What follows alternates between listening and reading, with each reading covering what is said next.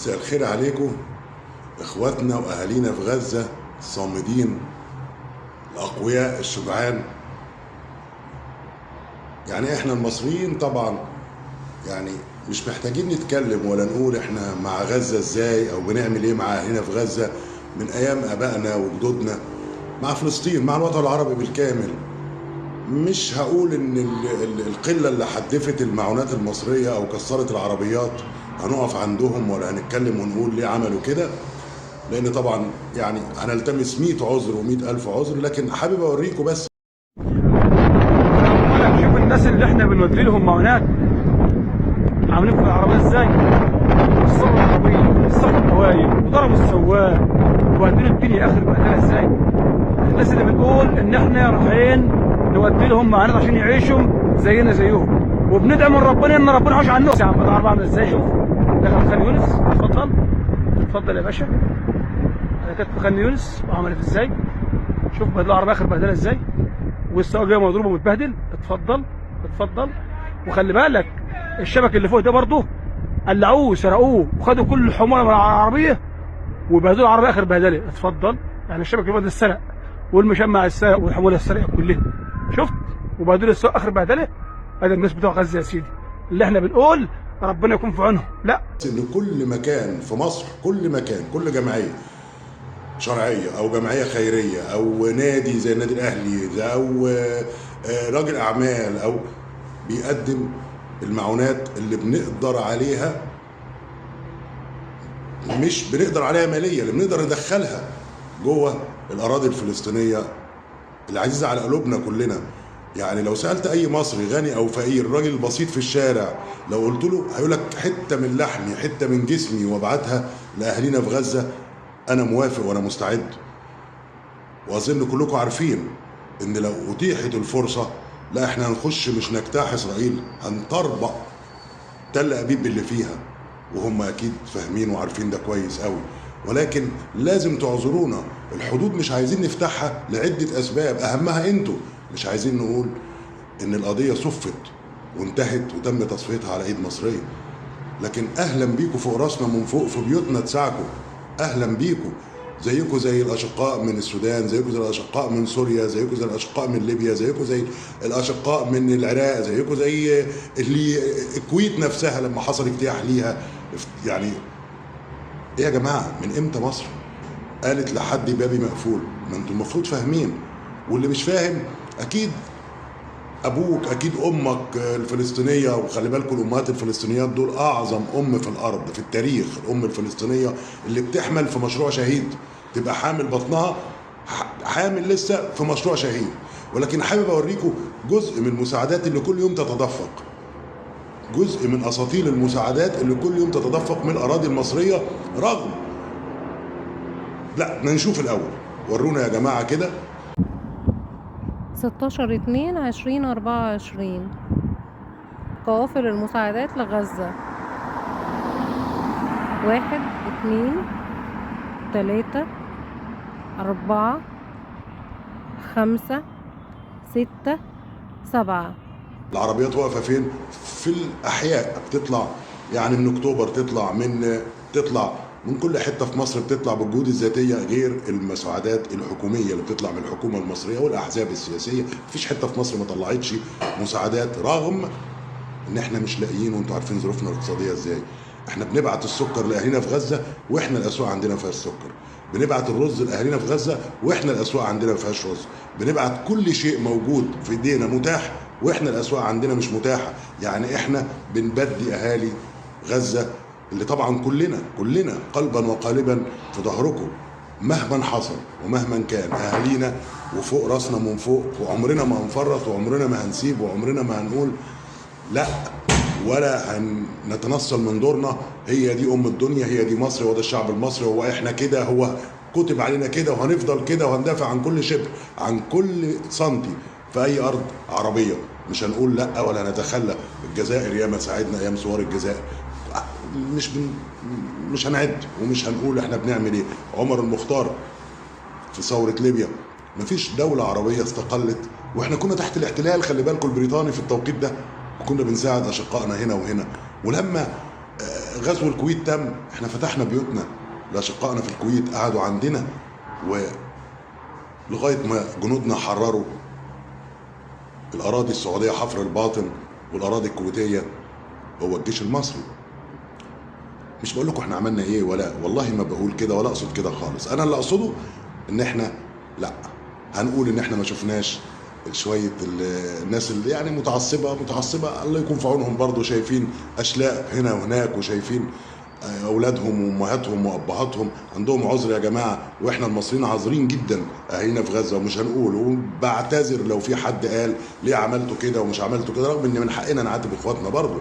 ليه ده احنا بنقطع من قوتنا ونودي علشان نساعد اهالينا في غزه. احنا مقدمين اكتر من 80% من كل مجموع المساعدات اللي اتقدمت من كل بلدان العالم، 193 دوله، احنا مقدمين 80% بس. الشعب المصري اللي تاني اسواقه ما فيهاش المنتجات اللي احنا بنبعتها لاشقائنا واطفالنا في غزه.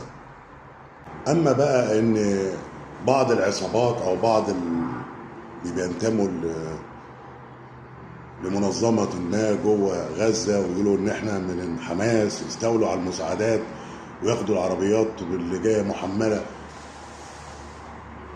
لاهالينا في غزه وبعدين يبيعوها لاهالينا برضه في غزه، ده كلام مش مقبول وكلام مرفوض وكلام المفروض انتوا تنتبهوا ليه. مش احنا اللي هنوزع، يعني احنا بنسلم العربيه جوه او الشاحنه جوه الشاحنه تلو الاخرى لاهالينا، مش لتجار جوه غزه او لتجار يدعوا ان هم حمساويه او هم حمساويه بالفعل الله اعلم، ويقولوا احنا هنوزع، وبعد كده مفوجئ ان شعب غزه ما بيوصلوش وبيقولوا بيبيعوا لنا، بعضنا بيستولي ويبيع لنا. طب احنا ممكن نعمل ايه يا جماعه في حاجه زي كده يعني؟ اقسم بالله لفضحكم طفح الكل المسؤولين عن توزيع الكابونات على الناس انهم حراميه ونصابين وبيسرقوا الكابونات وبيبيعوها في الاسواق. وحياة ديني امبارح في معسكر دير البلح في مدرسه الوكاله اللي على البحر اجى شحن محمل كراتين بيضة قاعد ينزل في الكراتين البيضة في المدرسة، وانا على يقين انه تاني يوم راح الاقي الكراتين هذه بتنباع في الاسواق. وهي يا جماعة الخير زي ما انتم شايفين قاعدين بيبيعوا في الكراتين هذه في الاسواق.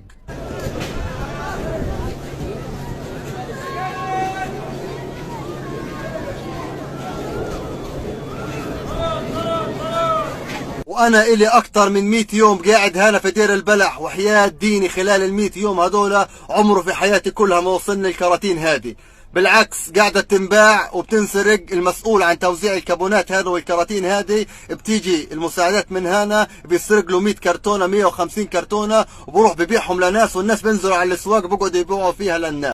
كيلو السكر كان ب4 شيكل، اليوم الكيلو هذا ب40 شيكل، 40 شيكل. كان العدس بكم؟ كان الحين بكم؟ كان ب5 شيكل، اليوم 17 شيكل. عندهم يقولنا عنه السرج هذا بكم؟ 6 شيكل كان، الحين بكم؟ ب22 كان ب6 شيكل. خليك معايا. وكنا ناخذها ب5 شيكل. اللحمه هذه بكم كانت؟ كانت ب5، اليوم بكم؟ 10 شيكل. كله بيذبح في هالمواطن. هذا بكم كان في الايام العاديه؟ 21 كان ب21. بكم اليوم؟ 120 شيكل. هذا احنا في امريكا في واشنطن، عندنا مصنع دولارات غزه وبدير علينا.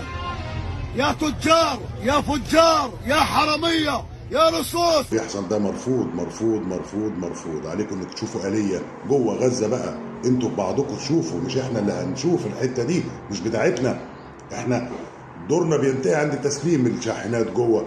قد ايه بنعاني عشان نجمع اصلا الشاحنه، شاحنه مش 5000 شاحنه جمعناهم، شاحنه بنعاني قد ايه. بينقص من الاسواق المصريه قدنا، بينقص عشان نبعته ليكوا، علشان انتوا اخواتنا، عشان انتوا اولادنا، عشان انتوا اطفالنا، عشان انتوا امهاتنا. وبعد كده شوفوا السواقين الرجاله المصريين، قائدي المركبات وقائدي الشاحنات، ادخلوا رجاله. مشروع شهيد داخل جوه ومضحي بعربيته، عربيته ايه؟ مضحي بروحه عشان يخترق الرذلات والرخامات، سواء من المرتزقه ومن جيش الكيان ومن كمان المستوطنين. بيدخل بطل وبيرجع بيبقى شايل قلبه على كفه وهو داخل، وانتوا طبعا عارفين، لكن طبعا انتوا عارفين السياده المصريه بتعمل لها 1000 حساب، لكن بيلاقوا مضايقات في الاخير على الاقل العربيه بتتضرب، او على الاقل العربيه بتتكسر منه، وديك شفت فيديوهات انتشرت على السوشيال ميديا. لكن في الاخر تتضرب من بعض الاشقاء في غزه. مش ذنبنا والله يا حبايبي، مش ذنبنا. مش ذنبنا ان في بعض القراصنه عندكم بياخدوها ويبيعوها لكم، مش ذنبنا. طب ايه؟ عموما تاني، رغم كل ده احنا مش هنتخلى عن دورنا، وهنبعت ونبعت ونبعت. ولما تلاقونا في رخاء تعرفوا ان احنا بطلنا نبعت بسبب الهجوم، او نسبه كبيره من هجوم الشعب المصري على الحكومه، نقص الاسواق من بعض البضائع. السبب حقيقي بقى في النقص ده ما يرسل الى القطاع لاهالينا هناك. قلت لكم بيوتنا ما فيهاش سكر والشاحنات محمله بالسكر، بيوتنا ما فيهاش لحمه والشاحنات محمله باللحوم. مش هسيبكم لحوم، ما عندناش سكر، ما عندناش رز، الشاحنات بتيجي بالرز وبالسكر، واحنا هنا بنستحمل. على الاقل احنا بنلاقي حاجه، بننام، بنتدفى. انتوا ربنا يكون في عونكم. لكن ما نسيناش ده برضو، بعتنا السترات والجواكت والبطاطين الى اخره لاشقائنا ولاطفالنا ولاولادنا. يا ريت تعالجوا انتوا الحته دي من جوه، لان بصراحه صارت غضب واشمئزاز المصريين. ما هو مش ممكن انا بقطع من قوتي. طبعا ناهيكوا على اللي بيزايدوا من بعض الاقطار المجاوره واللي مش مجاوره، والصديق قبل العدو، اللي لا هو بعت ولا هو عمل ولا هو دفع حتى فلوس لحد يبعت له، وعمال يلوم علينا احنا ويقول فين الشعب المصري وفين الحكومه المصريه وفين ده انتوا الجوار. ما قصرناش، احنا ما قصرناش. احنا الشاحنات واقفه مرصوصه، ده هتقع من رفح، هتوصل لغايه، هتوصل سينا واقفه ورا بعض توابير، هتعدي النفق لغايه ما توصل على حدود الاسماعيليه، على حدود السويس. كل دي شاحنات واقفه مرصوصه على الطرق مستنيه الدور تعدي. ده غير اللي عدى، واديكم الفيديوهات شفتوها بعينكم. احنا مش بنزايد ولا بنقول ده دورنا، لا ده واجبنا. لكن في الاخير لا، توصل احنا نبيع المساعدات. بعض قطاع الطرق، مش هقول حمسويه ولا هقول غزاويه، دول قطاع طرق، دول تجار اقوات بيتاجروا في اوجاع اهالينا في غزه. احنا نبعت وهم المصريين يبعتوا ويقطعوا من قوتهم ويقطعوا. قلنا لكم 1000 مره، لو لحمنا لو دمنا، ومش اول مره، مش بنزايد، ما احنا قدمناها في 48. احنا المصريين قدمنا لحمنا وقدمنا دمنا في 48، حرب 48 اللي هي اسمها حرب فلسطين. من ساعتها لغايه النهارده شوفوا كم حرب دخلناها وما جبناش ورا، ومش هنجيب ورا.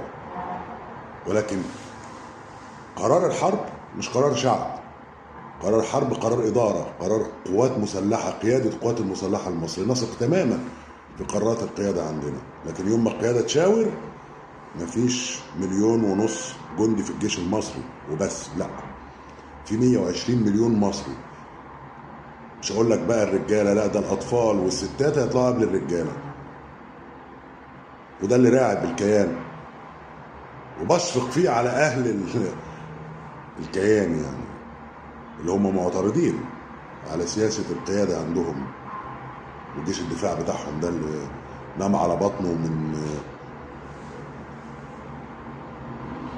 احنا رجعناكم البيجامات في العاشر من رمضان.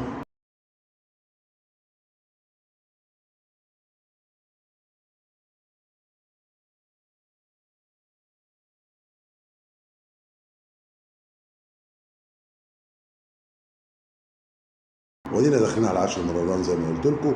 يمكن يكون نصيبكم تشوفوا اللي شفتوه قبل كده في 73. احنا جاهزين يا ريس، احنا جاهزين يا سيسي، مش محتاج تفويض. انت عارف ان كل قلوبنا بإشارة منك. ولو عايز التفويض ده، ال100 مليون اعمل استمارة زي ما عملت قبل كده. وال100 مليون وال120 مليون هيفوضوك. الطفل الرضيع قبل الراجل، والشيخ قبل الست، والست قبل الطفل. كلنا في ظهر قيادتنا، وكلنا مع غزة، مع فلسطين. قضيتنا مش قضيتكم لوحدكم، زي ما قلت لكم، قضية عقائدية مش قضية سياسية. مش هنفرط. انتوا في راسنا من فوق. والله لو حل القضية انك تيجوا عندنا، مكان تردد لحمنا لو دمنا، ومش اول مره، مش بنزايد، ما احنا قدمناها في 48.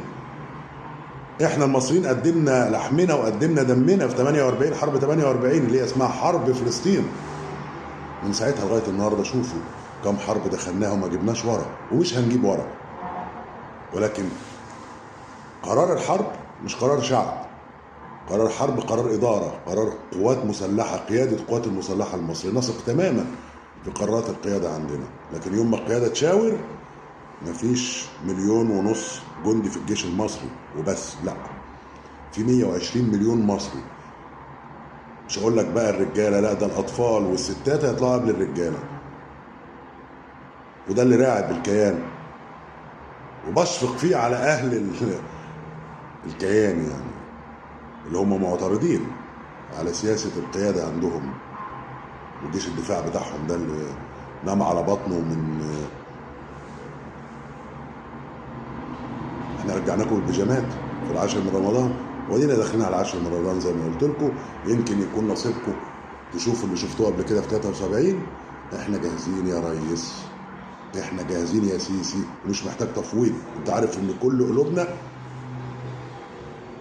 بإشارة منك. ولو عايز التفويض ده، ال100 مليون اعمل استمارة زي ما عملت قبل كده. وال100 مليون وال120 مليون هيفوضوه.